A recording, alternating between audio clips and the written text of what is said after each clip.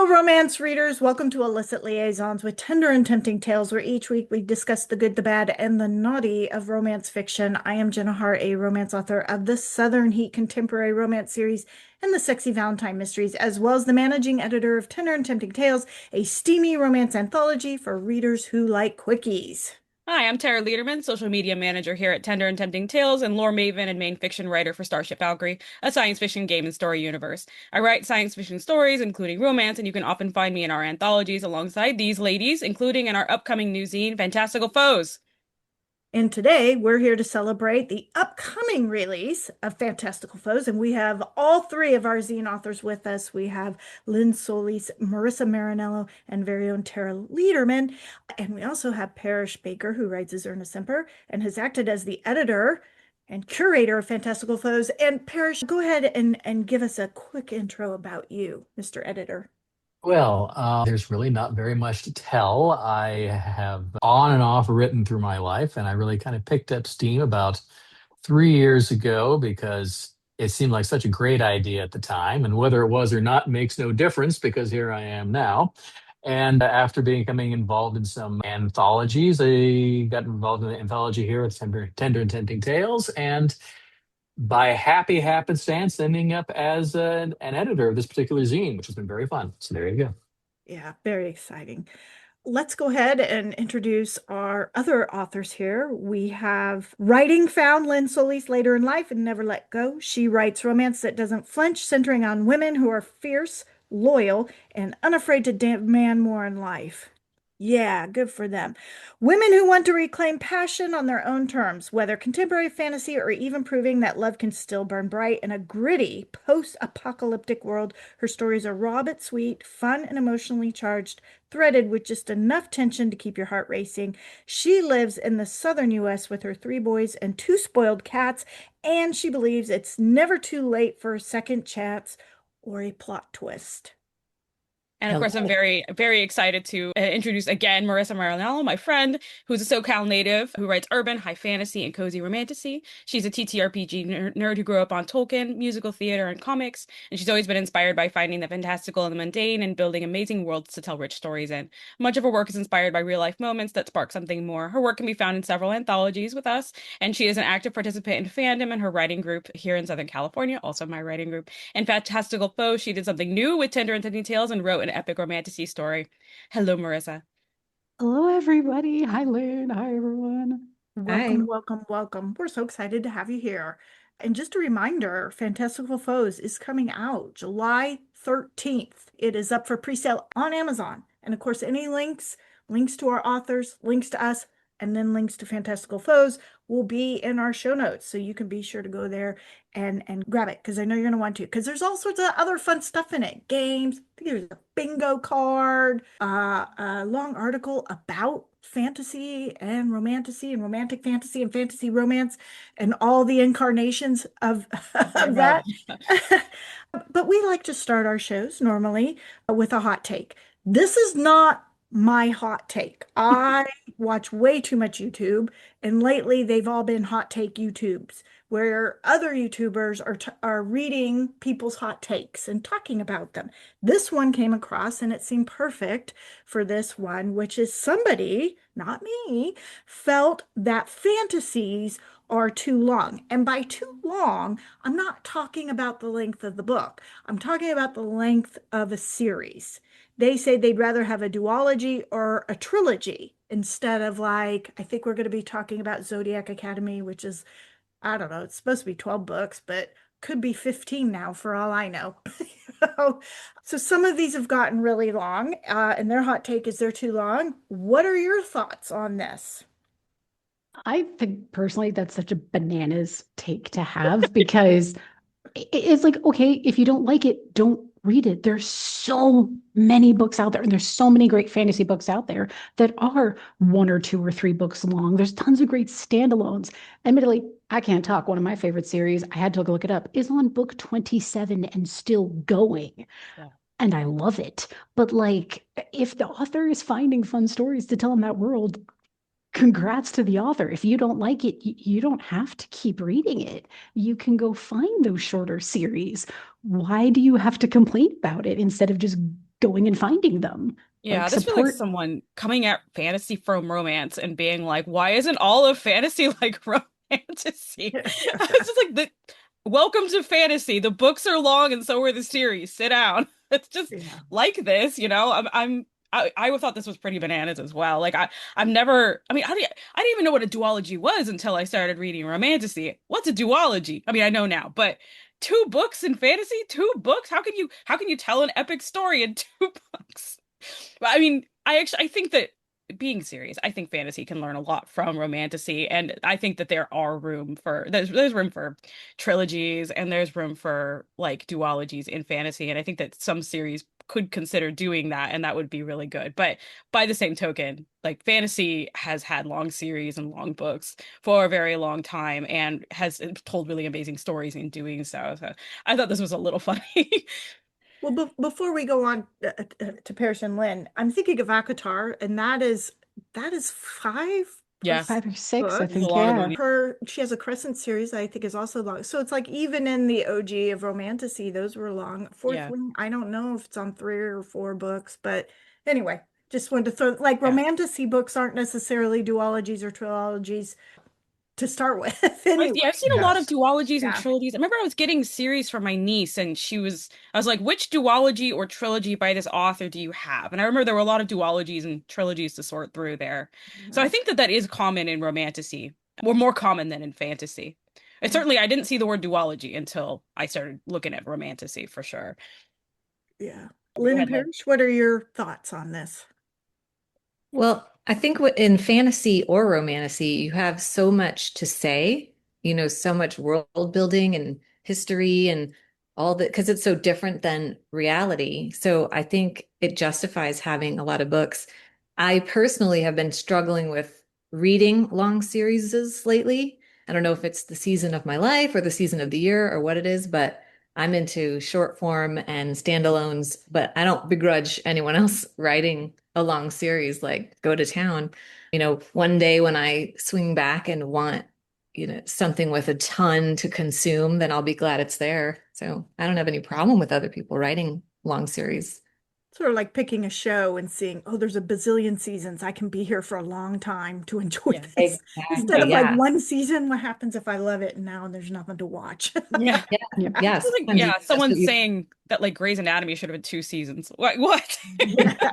I have so many people who will not watch one of my favorite anime series because it's way too long. And I'm like, Oh, that's valid. That is that's so so valid. valid. I get it. Par- There's a lot. Parrish, what are your thoughts? Well, I'm always in the side of whatever you want to read, whatever you want to do is fine by me. I will personally avoid a 50 book series because I haven't got that kind of time to invest at all. If I can get through one book and feel I've done it justice, I'm doing great.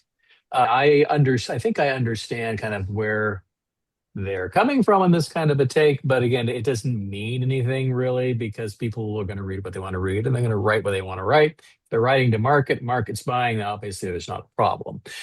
I think there's this probably what the hot taker is reacting to is a sense of series bloat that is just sort of a runaway thing. And I think they're simply being critical of that concept generally, but don't read it then. It's Yeah. not a problem to you. I've seen on TV shows sometimes where they'll have sort of this ongoing plot that goes through the series or through the season. And sometimes I get annoyed at that. I'm like, I've had Mm. enough of that. Get rid of that. And I think in fantasy and romantasy sometimes because there's usually an overarching plot. And so there may be a sense of that. Like when are they finally going to kill this bad guy or whatever, right? Like, oh, here we go again. The secret gem is not here. We just have another riddle. Off we go. I could see it in that terms, but I love JD Robb. There's 60 books in her series, but they're all standalone, right? So there's not this overarching plot that I'm like waiting to get to, right? It's not a hero's journey. Each one is just a mystery. So I'm wondering if that's the difference too, is having to wait so long to have a conclusion. I don't know. It's an Yeah. interesting take. I wonder if there's a sense of perfunctoriness to this, right? Like sort of like the prologue. Like, I think that some people might just do it because it's the thing to do in fantasy, you know? Yeah. Lots of fantasies have long series, so if you're gonna do a fantasy series, do a long series. If you're gonna do a fantasy, write a prologue. But sometimes I think people do it without needing to do it. So there, I go back to my original point that maybe there is something to be learned from the duology or the trilogy. Maybe try to confine your story if you don't have a lot to say. But I think most of these people do have a lot to say and a lot of story to tell, and that's the reason why they have a series and they're not doing it unthinkingly. There could be some perfunctory series out there. I haven't run into one. I'm working on a series that originally would have been 13 books because 13 is spooky and Good it's a number. woo-woo book set in New Orleans. But then I started thinking 13 books. Like, do I really want to commit to 13 books? That's a long series. It went down to 7 and now it's down to 5. Seven's a good number too. Those are both Five's a good good number, kind of yeah. numbers. So still not a trilogy or duology, but yeah. But that Was it decision was mostly me. I think a lot of people maybe when they have long series maybe start out as a trilogy. Yeah. J.D. Robb's books, those books were a trilogy at first, but then everybody just loved them and off we go. And I wonder if Sarah J. Maas was just let's do a Beauty and Beast retelling, Yeah. And you it got know? away from her. Yeah. And then they're like, we love it, write more, right? Yeah. I mean, one of my Yeah. favorite jokes about Douglas Adams is that he wrote the best 5 book long trilogy with The Hitchhiker's Guide. I went to Yeah. a show that was like, dress up as your favorite trilogy character. And I went as Arthur Dent. And they're like, what? And I was like, 5 book long trilogy. And they're like, nope, that makes sense.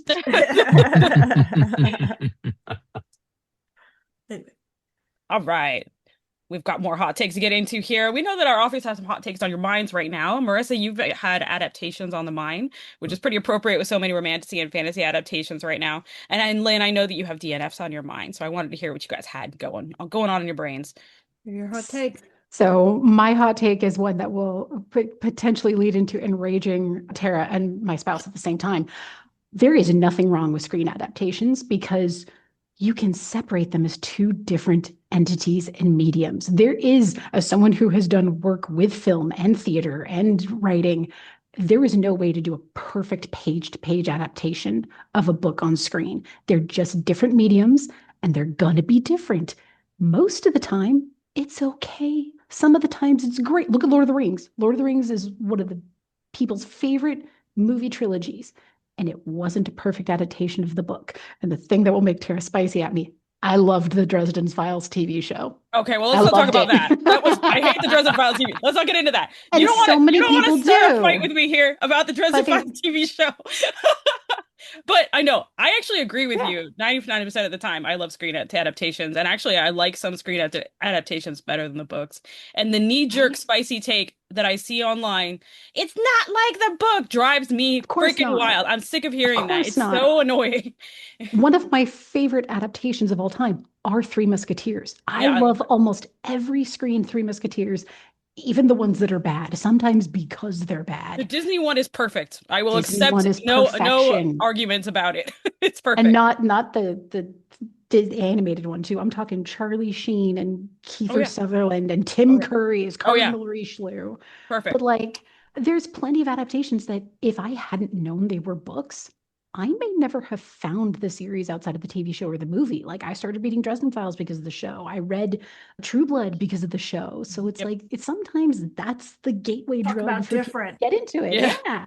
Revenge spicy take, Marissa. I like Lord of the Rings movies better than the books. And that's fine. You can't revenge it on me because I think both mediums are great. But the internet's gonna come for me right now. I mean, the internet's going to come for me for Dresden Files. Do Fantasy it. Bring internet's it. coming from my butt. Lynn They're and like, you like Parrish, Dresden Files? Lynn and Parrish, what are your thoughts? I mean, I think it's just impossible really to translate a book into a movie or a series because there's so much, it's so dense. I always mix it up whether it's Hail Mary Project or Project Hail Mary, Oh, whichever yeah. one. And I saw that the author, I think, was the producer or something. Like he was intimately involved in creating the movie. And so even that wasn't exactly like the book because it can't be. Mhm. It's just too much, it'd be like a 20-hour movie or something. So yeah, I think it's, but at the same time though, just it being different than than the original source versus it being bad. That is a thing too. Yeah. Where it doesn't honor the book and it also just is not good. Yeah. So There's adaptation decisions that have driven me crazy, like in the Dresden Files. But Okay. most of the time it's great. What about you, I Parrish? I have what I would call two, for my own purposes, good examples. There is the Netflix production of a series of unfortunate events, which I think is infinitely better than the Oh, books, and I have so good. almost no justification for saying that, except it just is. Yeah. It is just so well done all the way through. And I really wouldn't be able to read the books again just because I've seen the series. It's just that good to me. And the other example is really off the wall from the rest of everything that we're talking about here. But Judy Moody and the Not So Bummer Summer is a word for word, beat for beat, scene for scene replication of the movie. It's basically the screenplay written as the kids' book. Mm. And I was like, we saw the movie and I started reading the book to the kids. They said, wow, they really did a good job of this. I said, wow, yeah, they did. This is just the screenplay. But because of that, it's perfect. It's an absolutely perfect adaptation of the movie and vice versa. So there you go. Yeah. I do Right. think Hollywood is starting to figure out, like Lynn, you mentioned the producer being part of the movie. Hollywood is finally figuring out if you bring in the authors, it's gonna end up being better overall. Like there's so many things that the authors or producers or the creative directors, and people will be like, oh, it's not perfect, it's not this. Well, the author signed off on it. So clearly they're doing something right, or they're doing it for a good reason. Yeah. Yeah, there's a reason a why the couple. first 4 seasons of Game of Thrones are so much better than everything else that they did because Mhm. George R. R. Martin was like on duty there, and his episodes are the best episodes. Battle of Castle Black, I'll go to the mat for it. It's so damn good, and he wrote that episode. Yeah, like you guys brought up a Black Dagger Brotherhood a couple weeks ago on the podcast, and J.R. Ward is on set almost all the time. Like my friend's obsessed with that series, so she sends me behind the scenes videos all the time, and you see J.R. Ward seeing the main character on set in costume the first time, and she broke down crying from how Yeah. good it was. Yeah. Like And seeing when that Vicious showed up, relationship. he showed up in character. So when he showed Yeah, up, he looked at her like, what? And she just loved it and because she he was, melts. Yeah. yeah, because he was, yeah. And that adaptation in terms of quality is in this, Passionflix doesn't Surprisingly have the good. money. Well, they don't have the money like a Netflix or Oh whatever. no. But if you enjoy the books, everything you want to see is there. And that was the point I was going to make is we see this with Outlander, right? Like the scene when Claire Mm. comes back and Jamie Frey, like there's things that she knew that fans would look for. They've read the books. These are the scenes that resonated. We have to see that scene. If that scene's not there in the way they want it, right? It's not good. Now, you can't please everybody all the time, right? So they're going to cast somebody who they don't think looks right or, whatever. My sense of adaptations is it's fun to see the things you enjoyed in your head reading come to life on the screen. That is so fun. And I think that's why a lot of people watch these things. Bridgerton is another example. Um, the thing is, does it have the essence of what is supposed to be there? And for me, when something misses, it's because that part is missing. So I've read Pride and Prejudice, so I've seen all the adaptations, even those old ones where they're not dressed right. Um, and if I don't feel like that's Lizzie or Darcy or whatever, that's usually for example, the death of Pemberley. That was like not Elizabeth. I don't care if she's been married for a long time, she'd still have that part about her that she just didn't have in this show, that spark or.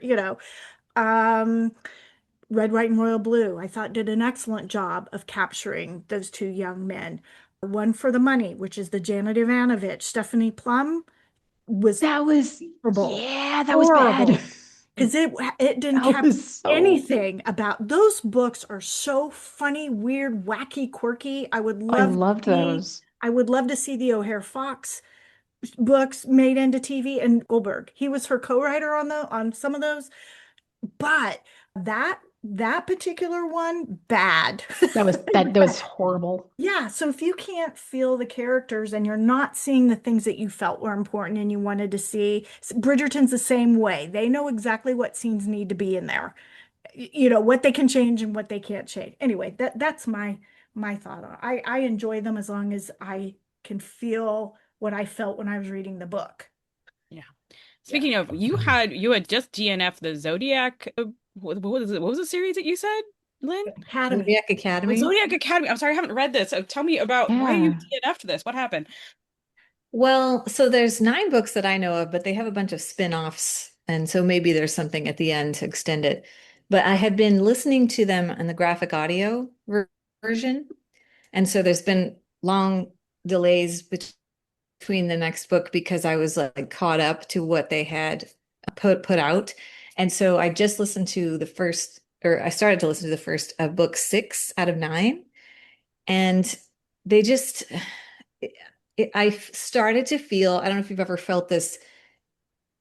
I couldn't bring myself to care anymore. I felt like manipulated, like, Yeah. oh, these Yeah. star-crossed lovers and finally get together. No, we're tearing them back apart again. It's like a soap opera. I hate that. Yes, I was Yeah. just about to say Yeah. soap opera. Yeah. So we got That to this happened point. in Grey's Anatomy, I think, the same thing that you're talking about, where it's like, you're just gonna kill people off. I'm not watching this anymore.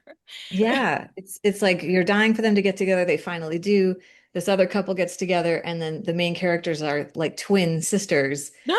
So we get to this point where both Oh, couples it are is a soap torn opera. apart, and the sisters are torn apart, and I'm just like, ugh. I can't do Drama it. for drama's sake. Yeah. And Yeah. Yeah. And not only Yeah. that, I mean, these books have a lot of buzz, right? I mean, I've looked at them, but first of them, each of them must be 4 inch thick. First of all, I mean, Ooh. these must be 1,000-page books, 800 to 1,000 Oh my pages. gosh. Each one. I mean, they take up an entire shelf in the bookstore. I mean, that's a big commitment. So when you get to book 6, you're already 500,000. Yeah. I don't know. So Yeah. It sounds like a soap opera, like a reading soap opera. Is it a Yeah. lot of younger people who are reading it? Like, so I would say that, yeah, it's Gen Z's soap opera. Everyone has to have their heart broken by their first soap opera. And I think this might be a Fair. lot of people's first Grey's Anatomy or whatever. Like, Grey's Anatomy was mine, where I got to season 16 and was like, I don't think I care anymore. Well, crap. This happens I think eventually. yeah. Supernatural was mine. Somewhere around season 8 or 7, I was like, I can't, man. I'm gonna go watch Great British Bake Off. I can't do this anymore. If this angel doesn't get together with this man right now, I am flipping the table. Yeah. I missed the Monster of the Week format that they had. Unsurprising considering what I love. It's weird because like I see so many things on social media about like, your DNF list, the DNF this, and I'm like, I've never done that. I've come really close. Like I almost yeeted the first Black Dagger Brotherhood book across the room so many times. In the first, I've never DNF'd a book. I am unfortunately optimistic, and I'm like, I believe the author won't screw me over. And I keep reading, and I'm like, there's 2 books that came really close. One of them was the Black Dagger, and I had to keep messaging my friend, going, "Does this get better?" Because I hate this My so God. much. You've introduced 20 male characters and only 3 of them are good people. Like, what is happening? And then the other one, I don't remember the name of the book, but I think it was like it was supposed to be a trilogy. Fantasy. I read it like way back in the early aughts, and the main couple they build up in the first book had to separate because of big fantasy reasons. And then the main dude meets this other girl, and they realize they were destined to be together, but he's going to keep the other girl as a side piece. And I was like, God. Nope. Yeah. Unless you fix this by the end of the book, I'm done. So I DNF'd the series, but the second I was like, nah. And you killed off the guy. Choose. Nah. And they killed off the guy she could have ended up with that would have treated her right. So I was like, I'm like 14 years old, and I'm just like, this ain't right. This isn't okay. Is there a dent in your wall where you've thrown books that you have gotten to the end of that you didn't DNF? I can't throw them because in my brain, I'm like, books are precious creatures that we must respect. I can't throw it. But in my brain, I'm like I throw it on a pillow, and I'm just like, I threw the 5th Harry Potter book. I actually physically threw it across the room. That happened. I got a dent in it. spoiled on one of them. Do you DNF Parrish at all, or do you? I peter out and wander away. It's not really boy, I'm not going to finish this book. It's just, well, we're going to deprioritize what's going on here. And then I never get back to it until like 10 years later, literally. So You ghost them. I have many books Yeah, sitting that's on my shelf with little bookmarks in them where it's like, good. well, maybe I'll come back to this later. Yeah, pretty much. I don't deliberately DNF books. I have never said I am not going to finish this specifically. It's not That's not how I Mm. roll. I have chugged through to the ends of books that amazed and surprised me and appalled me. And I said, well, we'll just see where this is going. And I perhaps have become a better person for it. I don't know, but never Okay. deliberately DNF. I have an internal buzzer, Literary a literary buzzer that just goes, nope. optimism. I'm done. And I just toss the book and I can't handle it anymore. I'm getting better Life's too about short. DNFing. I'm getting better about DNFing shows because I'm like, Mm-mm. there's other shows out there. I don't need to keep watching this. But Mm. books, I'm just like unbridled optimism. I'm like, I have hope that that I'm only 2/3 of the way through. Maybe there's a the peak at the end is going to get real crazy, and most of the time it is, and it's great, and I'm happy. And then very rarely I'm like, well, that was a book, all right. That happened. I Yeah, read that. I'm behind in Black Dagger Brotherhood, but I want to say the first five or six I really enjoyed. Yeah, I'm on book And I haven't 4. read the spun-offs, but after that and then I started to read one that was Lasseter the Angel, who was so fun, but I had missed some books before, so I was like, I don't know what's going on here. So I'm I have looking to go forward to back. his book from what I've heard, but I think I'm on book 4 right now. And my friend who Yeah. had read them all for so long, she was like, you might have a really hard time with one specific one. And I read it and I was like, that was fine. What are you talking about? Was it Vicious? No, Or I'm on. That's Fury? one I have to read. Z's book is the one that she Oh, was like, Z, yeah, you're gonna have because a hard time with this. And I was like, no, I'm not. he had a This very is fine. difficult he had a very difficult life. Yeah. Anyway, okay. All We right. shall move on Yeah, because we need to DNF. talk with our authors here about Fantastical Foes. It is an enemies to lovers romantasy stories, 7,000 words or less, which like is amazing. Everything you have to fit in 7,000 words when we've already talked about fantasies generally are over 100,000 words and take several books to get through. And here we made them do it in 7,000 words. Yeah, that was zesty. So Parrish, you were the editor on this collection. I'm just curious, like, what inspired you to, I mean, I know you do like, science fiction and fantasy types, but we're very specific about the enemies to lovers bit as well. And I'm just curious, what inspired you to do it and how are you feeling about this thing we're about to put out? Well, it just sort of kind of happened as far as that. It was like, what's the take on it? And that just kind of bubbled up. And I had not really encountered a set of stories that I've been like involved in that had that kind of specific spin on it. And it just sounded very interesting. I said, this is what we're going to do. This is how we're going to approach it. It'll give people an extra challenge because you will normally in your very generic situation say, hey, we have two people, they meet, they shake hands, they say why not, and off they go. But here they have to beat each other up first and then change their minds, so it's Yeah. an extra twist there. Yeah. Yeah. A lot of work in 7,000 words. So, A lot of work in 7,000 words, yes. It's a and all long y'all did it. road to go. Yeah. Yeah.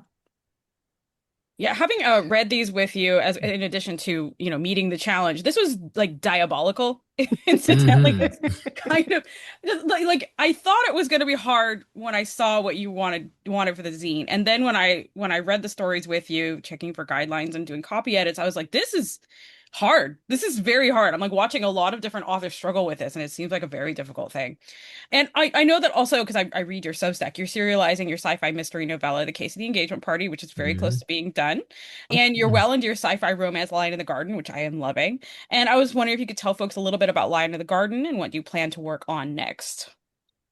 Well, Lion in the Garden is, in a weird way, kind of not unlike Lynn's stories because we have an older woman who is kind of unsatisfied with her life, except she's like massively rich and massively powerful and an important person in a massively corrupt society. And then she meets this extremely unconventional individual that she falls head over heels for reasons that she cannot understand. And he is a walking, breathing challenge to the very foundations of the world that she lives in. And so she right now is behaving really like you'd expect her to normally, except she's trying to like bring him into her mental set, and she's having a lot of difficulty parsing that distinction. So that's what's going on with that. And that's about 35-40% of the way through, I think. Casey Engagement Party, I'm kind of finishing up basically nowish. I'm just about done with that. And where I kind of go next after that is I'm not sure. I think I may finally get wrestled and finish another novella and with the same character in it that's kind of related to that, which would make the other one make either less or more sense. I guess it depends on your point of view on how those things are. So that's kind of where I'm going. Sounds good. I'm very excited. I remember you sent me a cover for the Mentis daughter. I was Yeah, I really that came to me intrigued. when I was half awake. It was like, oh, this would be a great phrase, which means it needs to be the name of a book. So I have the cover and the name of the book and a vague impression of what the story is about, but absolutely no details. And that's on top of about 3 or 4 other things that I'm doing that are partially underway or it's very underway or underway for the fourth time. And I'm always busy. I It blame never Urna and her stops. Ansible. Seriously, like I look at Yeah. my phone and Parrish Yeah. has just sent me the cover of this book that I know nothing about. What is it? I don't know anything about I'm it either. intrigued. Corral those ideas. And he goes, I don't know what it is either. I'm like, oh, Urna's just sending you covers first. Yep. That's what she's doing. Fresh Surprise. off the Ansible, folks. Well, That's let's talk with some of the authors that Parrish picked to be in the zine. Now, Marissa, for this zine, you wrote your first epic romancy short story, a romance between two Fey warriors from opposite courts. I enjoyed the bit about breaking out of jail and going on an adventure. Yeah. Yeah, I love a good adventure. Tell us a little bit about it and what inspired you to write it. So it's funny because I have fantasy was, my wheelhouse for a very, very long time. Like all my first stories that I started writing were these big epic high fantasies. And I've always loved fairy tale and folklore. So trying to think of enemies to lovers, which is not my wheelhouse in the slightest, I was like, wars are big yeah, wars are big fantasy things, opposite ends of a war, yeah, that works. I brainstorming a lot with fellow authors and friends and being like, I love the idea of kind of the trope of like the battle couple where it's like they're both really competent badass warriors, but as like the banter that can happen with cross swords is always really fun for me in a fantasy book. Like if you're writing banter mid sword fight really well, that's the stereotype of, are we fighting? Are we flirting? What's going on here? When I did a lot of like writing online with friends and things like that, I used to joke that if we hadn't had any new ideas in a while, I would just throw a character at them injured and be like, your problem now. So I was like, what if I did that to myself? Here's so opens in prison, injured character, have fun. Now what? But just fairy tale and folklore and the idea of opposing courts and opposing elements was built-in enemies, and then forcing myself to figure out why will they not hate each other by the end? How do you actually get them to fall in love? Because maybe I was just given bad recs for enemies to lovers, but most of the stuff I read, I was like, that's barely an excuse. Mm. That excuse to like each other is tissue paper thin. How are you making that work? So it Yeah, was challenging there for is some myself. debate going on now whether many of the enemies to lovers are really more like rival to lovers Yeah, and which I not mean, necessarily enemy. Yeah, yeah, and I love that too. I love seeing like yeah. Lynne's story. It was so much fun getting to read that, or like seeing people that just they they meet each other and they just immediately, I don't like you, and I'm like, but what if we made them kiss? How are we gonna pull that off? Figuring out how am I gonna pull that off is a fun and a challenge, especially in 7,000 words. Yeah, that was the challenge. Yeah. I thought it was very smart the way you used various shortcuts in order to make sure that you could do this in 7,000 words. Like, and I don't mean like shortcuts. I mean that like you don't have to explain what Seelie or unseelie is. We get that pretty quickly if you work Yeah. in fantasy, right? Like you don't have to explain why two people on opposite sides of a war are enemies with each other. And they're gonna be deadly enemies because they've been fighting. So like we don't have to get into that. That was great. And you'd like also even like I remember that you did the Jewel of Avalon thing as like you don't have to explain anything about that. It's just like why do we want the Jewel of Avalon? It sounds cool. So if you've read any fantasy, you're there. Like so you Yep. don't have to explain stuff. So you can just get right into it, you know? And get Also, into the story of like why these two people get together. So I thought that was extremely smart. Also, Um, shout out to Lynn for also having a Avalon type yeah. thing too. I read that and I was like, oh, me too. I had to put lots of little gems in the cover and like into the Yeah. like, different graphics and stuff to make sure because you guys had done these cool jewels and gems and stuff. But I know you're working with me on programming for our regional writing group's July camp, Just Write July, and you made like a really cool like bingo card thing for people to use to like get ideas to post about or write about. And I know that you're working on a very special project for that, which is finally your novel, Pacts and Negotiations. And I was hoping you could tell folks about that.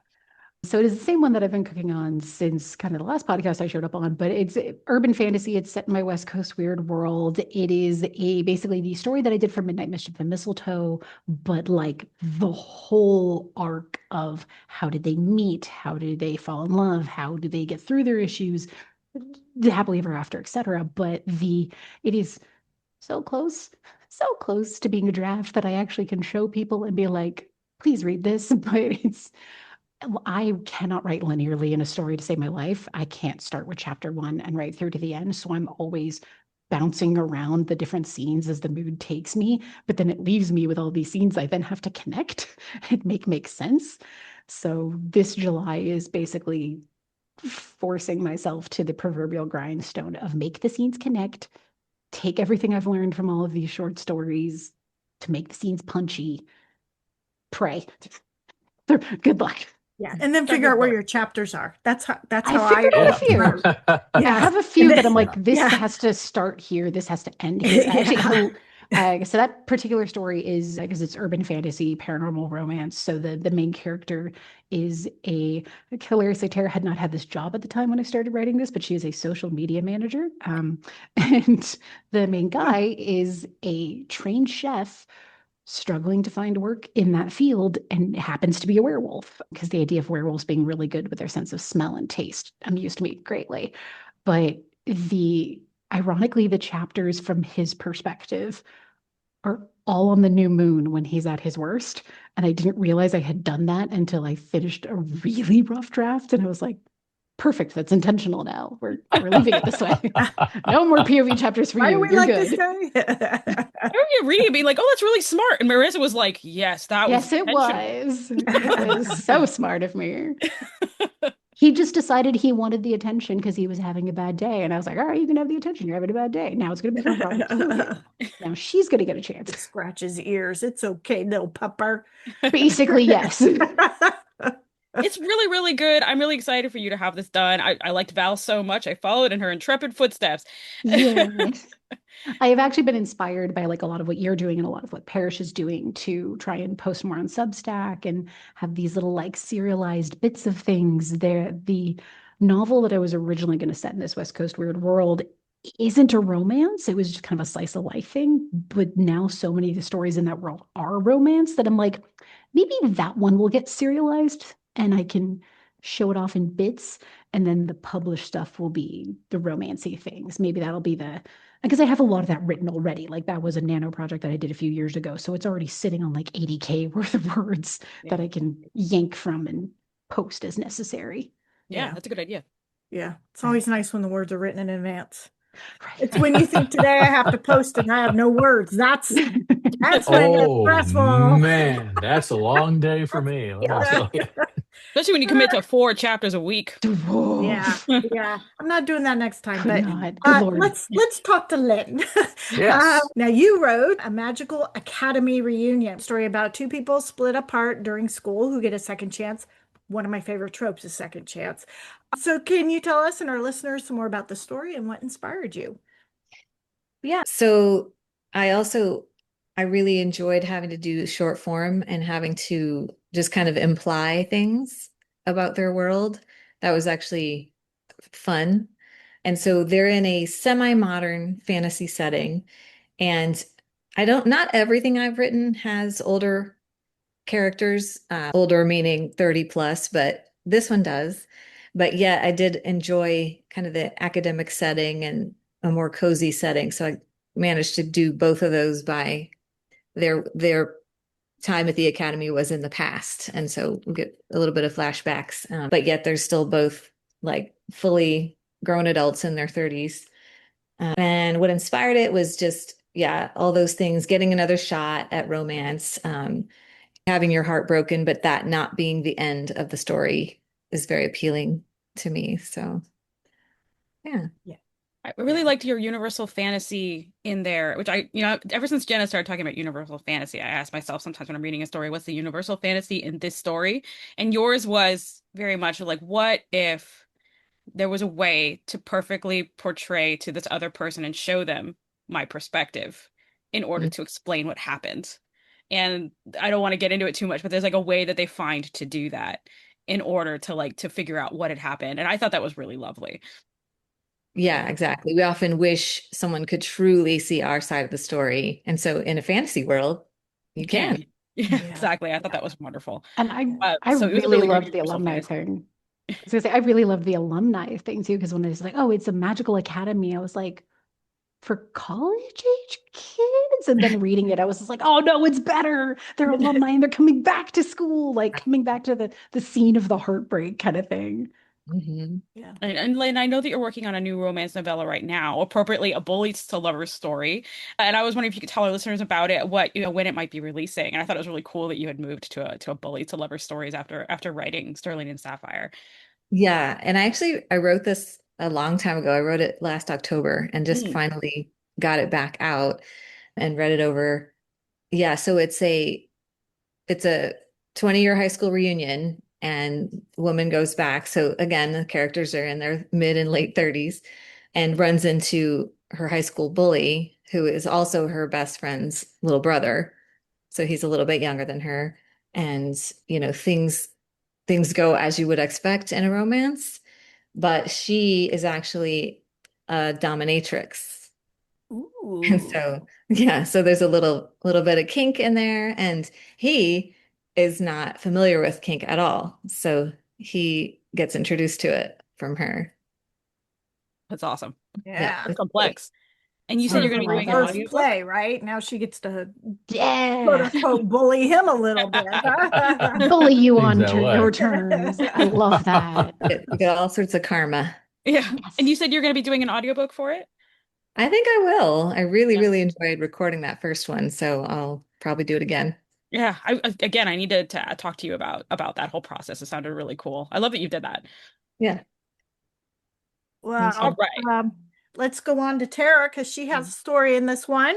The Devil's Handiwork is an urban romantasy involving ghosts and witches, which seems a little different than what I've read from Tara before. But it's enemies to lovers, former bullies. Also, something I think before you didn't like those things before, at least enemies to lovers. So now you've embraced these tropes and tell us a little bit about how that happened and about your story. Yeah, I think people are probably tired of hearing me say this, but I really enjoyed Ship Happens in Moonlight Margaritas and had this moment of like, oh wow, this can be good. I really like this. This is like I didn't realize this trope could be so good. I mean, the only thing I liked that was basically enemies to lovers before that was Pride and Prejudice. So Yeah. so that's your only enemies to lovers that you can stand. It's going to be difficult to or I guess probably North and South as well. But I really didn't like enemies to lovers. I've always been a friends to lovers gal. This story is part of a universe that I have been writing since I was 16. It's called Watermarks. It's an urban fantasy story universe. There's never been any romance in it whatsoever. The main character in the main series is really a 13-year-old. It's more of a YA urban fantasy type story, but a kind of darker YA. The main character in that story universe is the daughter of the characters in Devil's Handiwork. Spoiler, it's a romance, they get together. Woo. But they're also, these two people are not very compatible. And when I sat down to write an enemies to lovers or bullies to lovers romantasy story, and I wanted to do urban romantasy because I can't write epic romance to save my life. I can't write epic fantasy to save my life. I've never been very good at that. I've always been an urban fantasy person. I was like, okay, well, it's going to be in Watermarks, and these are the two lovers that I can think of. who definitely started out as enemies and are not very compatible.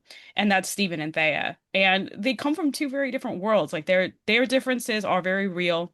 And even though they sort of overcome them for a happily for now in this story, I kind of want people to be able to see the cracks that these two people are not particularly good for each other. Stephen is extremely religious and he can see into the shadow world, and Thea is a witch. And like his beliefs are real. Like he is truly a Catholic and he truly believes that her power comes from the devil. And that's not something that's going anywhere. And I really wanted to like explore that and explore why people are attracted to each other or fall in love with people who are not emotionally, spiritually like compatible with them, but do it anyways. And how people can reach a sort of happily for now in that situation, even if it's not particularly good for them. And that's where these two characters are. If I was going to do an enemies to lovers, I wanted their differences to be very real and to feel extremely meaningful. And doing Stephen and Thea's story seemed like the best way to do that. You've been working on a collection of your own in advance of an author event coming up, and maybe you can tell us a little bit about that. Yeah, that's been my great challenge this week, actually, is trying to pull together a collection of my own stuff. This Starship Valkyrie collection. I've been meaning to put it out for a while, but I very suddenly made it work to go to LFG Con, which is a gaming convention here in Southern California. They're sort of new and they're finding their feet. And we've been talking to them about running a Starship Valkyrie event, and they were like, "Oh, why don't you do an author signing?" And I was like, "Cool. I need books." So I've been very suddenly trying to pull this thing together during my week off and edit all of the stories in it, which has been a mammoth task, actually. It's been like I've been like going back through these short stories, which I haven't looked at in months, and novelettes and a novella and everything, and just trying to edit them and make them like good enough for the collection. And I basically finished last night at 2 a.m. Finished editing the last one, and they're all in layout now. So we're there. But yeah, it'll be a collection of Starship Valkyrie short stories. It's called Contact Unknown, and I'll have it out very soon within the month of July, and I'll have copies with me at LFG Con. Awesome. Everyone, let's talk about your inspo. Let's find out your favorite romantasy or fantasy that most inspired you, and get people fired up for Fantastical Foes. Give them stuff to read, but before they get the zine. I don't really read enemies to lovers, so I don't really have like an inspo. But as I've been joking in some of the other author promo stuff for this book, the MMC of Cold Fire Vows is loosely based off of a TV show character that I love, and whoever guesses it and messages me with it, I will find a way to get you cookies. I want the cookies. Because I keep picturing the actor in my brain whenever I write this guy. So his dialogue is said like in his voice, and I have so much fun with it. But if you want like romance-ish, see, it's not really a romantasy. Like honestly, Princess Bride. I go way opposite the enemies to lovers, and I'm like the cozy long form romance. I love the Princess Bride so much. It was actually a huge part of my wedding as well. That's how much I loved it. So that's always my rec. You recommended Tress of something or other. Yes, Tress of the Emerald Sea by before, Brandon which Sanderson. I bought. It's on my TBR. I bought it just because you recommended it. So It's got a little bit of romance in the sense Yeah. that she's trying to reunite with her love.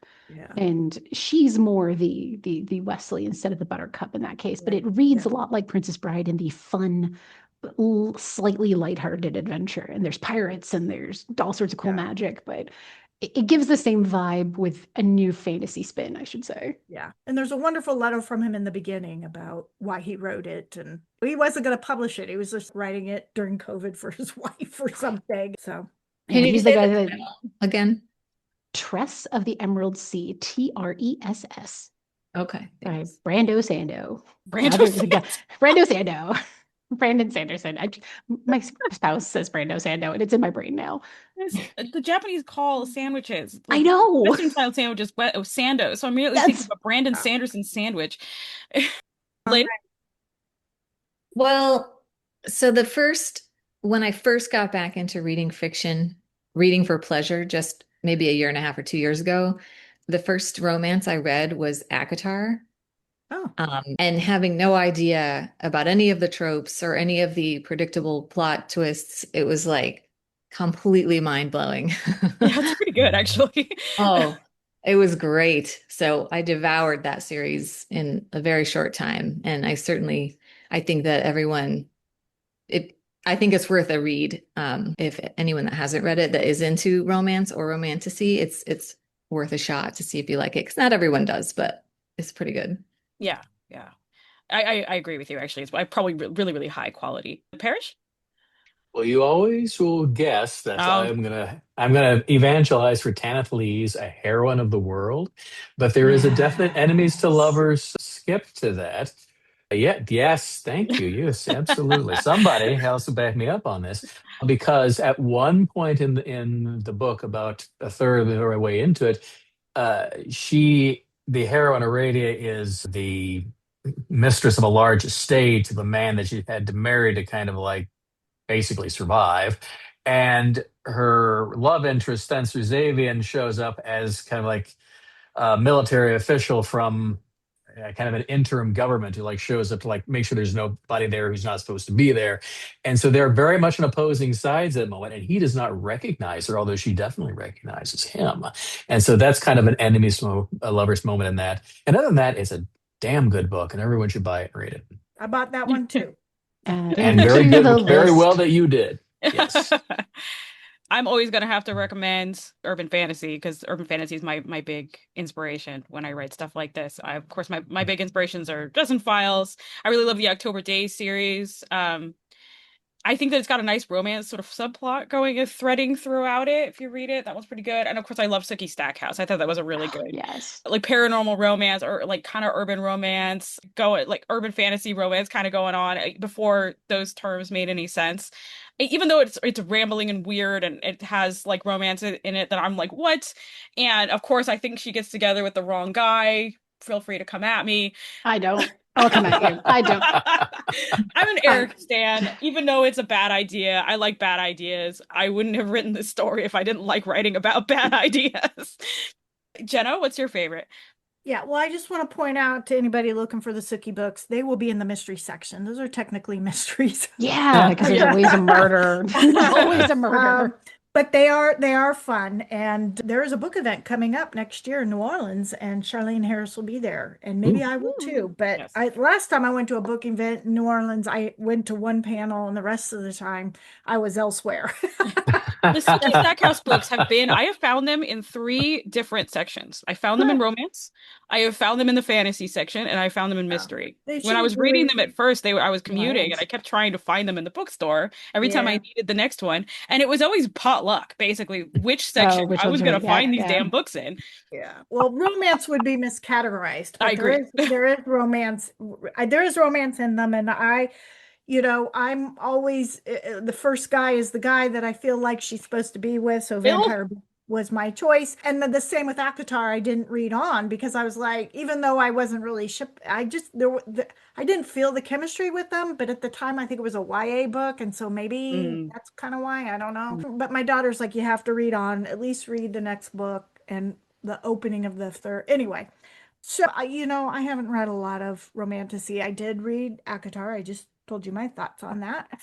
I liked the Beauty and the Beast retelling. For a YA book, I enjoyed it. I thought it was clever. And then I like the J.D. Robb books, which I don't think are romantasy. They'd be closer to, they're a future world that it's close to ours, but it's in the future type. So there's futuristic things, but you recognize our world in it. And of course, she's a cop. And he's a bazillionaire with only one name, Rourke, and he's Irish. So, that's all you So need it's to a, know.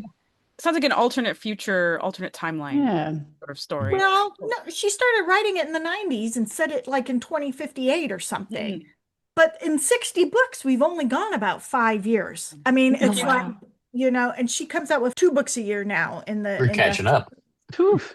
And so there has been a big war. There is off-planet things going on there, although we've only been off-planet a few times. They do have a prison off-planet, but there's also a resort. Anyway, you recognize the grittiness and the humanness and all the thing of the modern of the world we live in. It sounds But like near future sci-fi. there's some cool doodads. Yeah. And ways of flying. She doesn't Mm. like to fly like me, which I think is funny. She's also afraid of cows, which is also funny to me. Afraid of cows. He You know, he was cows. a Good one. kick-ass homicide Good cop one. in New York, and she doesn't like No cows. cows. Uh, you just sort of have to read it to get a for it. They have these auto chefs, which my mind look like microwaves, but work like vending machines. You can just like, I want pizza. Oh, like in Star Trek. Yeah. Anyways, the Earl other Grey, thing hot. is I'm reading a book right now called The Book Witch. And I am really liking this book. There's a romance in it. I'm not really sure I would call it a romance, but this book, their job is to go into books when somebody's messing them up to get the plot back on track. And there are so many fun references that writers would get. She talks about how if a character gets agency because they find out they're not real, they start kind of doing their own thing. And she's like, authors just hate that when their characters start doing something other than what, which is true, right? There's things like that for readers. But basically, this is a book witch who, in the beginning, goes into her favorite noir 19, I think it's Prohibition time, Chicago, because the main character, a man, he's off track. He's been tied up. So she's got to get him loose and back on track. Well, they fall in love and they have this relationship where she's going to the book or he can come out for a little bit. Well, she gets caught. It gets banned and everything. And what happens is her grandfather disappears. Her mother had sort of disappeared, and the only thing she left her was, oh, people of this too, is a Nancy Drew book. But it turns out this Nancy Drew book probably has more to tell us about the mom. Anyways, it's really, really cute. It's cozy. It's nice. He has come to help her solve this thing, and so they can figure out how to be together. It's just really cute and sweet. And anybody who loves books, there's so many references to books and reading, and so I think you'll love it. That is my pick. Sounds So, cool. That's awesome. Very cool. yeah. All right, folks. Well, this is going to be for Fantastical Foes. That is our next zine coming out. It's going to be out on July 13th. By the time this releases, hopefully it will be available for you to buy. It's available in ebook, on Kindle Unlimited, as well as in beautiful paperback. It's got a lot of lovely features in it. It has an article on fantasy, as Jenna told you. It has 3 games. There is a bit of a scavenger hunt with a riddle. There is a bingo card, and there is also a word search in there. There's a lot of beautiful features. There are author interviews in there. And we also have news about things going on in the romance world, lots of different events. There's a new Lady Tendertail feature in there. Everything that you enjoyed in Pause and Peril Plus, as well as, of course, 3 wonderful enemies to lovers romantasy stories to give you a sense of the subgenre to see if you like it. And if you do love it, then you get a sense of the different sort of categories you can find in that subgenre and all the different ways to do enemies to lovers. Of course, you heard from all of our authors as well as from our editor. The next zine that we're going to be doing is Sapphic of Saturn. If you're a romance author, just remember that that's coming out in November, and we're doing a call for submissions in August. I am the editor for that. I am looking for sapphic science fiction stories. Remember, that is a science fiction romance. It's got to be both romance and science fiction. And of course, I want sapphic stories. Sapphic doesn't necessarily mean that both of them have to be biological females. I'm looking for queer stories. If you have any questions about that, do not hesitate to send me a query, and I will be happy to talk to you about it if you're not sure if your story qualifies. If it's a queer story, it probably does, but I'd love to talk to you. If you are curious about the zines, you want to learn more about them, remember to follow our zine series on Amazon, and you will get a notification every time one of the zines pops up. You can find us on Substack. If you're a romance author or a romance reader, we've got lovely articles by Jenna Hart and by guest authors every single week about romance. We've got romance news, and of course, we've got our podcast coming out every week on the Substack. You can also follow us on Instagram, learn all about Tender and Tempting Tales, all of our publications coming out. We have 2 anthologies this year, and we would love to hear from you. We love to hear from our readers on the comments of this podcast or on Instagram. Jenna? Yeah. And again, thank you all for contributing, helping put this great publication together. We're excited to have it out. And thank you for being here today to talk to us about hot takes and what you're writing. And anyone who's listening, also thank you for coming. Wherever you're listening to us, drop us a comment if you have a hot take or just thoughts about whatever. We'd like to look at it and respond to it. And until next time, peace, love, and happily ever after.